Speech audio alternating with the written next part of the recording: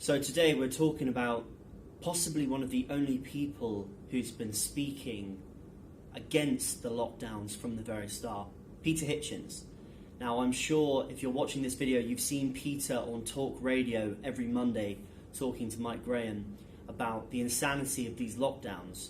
And him, along with Lord Jonathan Sumption, have been pretty much the only dissident voices against the government, talking about how lockdowns just really delay the problem. The whole point, if you remember back in March, the whole idea of the lockdown wasn't to save lives, save the NHS, it was to flatten the curve. Do you remember that? It feels like a different lifetime ago. Now the goalposts have changed, and if you look at Wales especially, they seem to have no idea about whether or not their lockdowns are effective or not.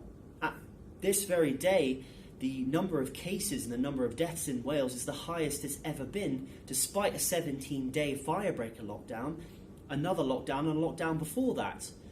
So I'd like to just say that really Peter Hitchens' history is on his side.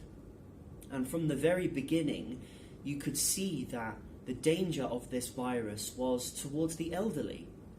And Peter Hitchens rightfully has highlighted that this has been the only pandemic where you have quarantined the healthy.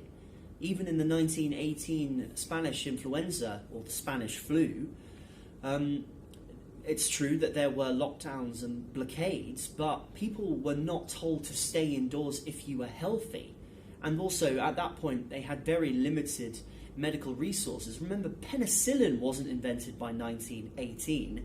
Nowadays, we have modern medicine and modern techniques. It's a very different thing to look at the 1918 Spanish flu and the COVID-19 Wuhan flu, or whatever you want to call it today.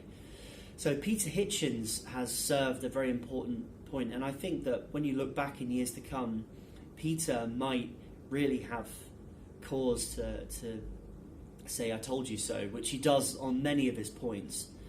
And I think that Peter Hitchens is a little bit of an underestimated national treasure. He doesn't always come across as the most likable of people.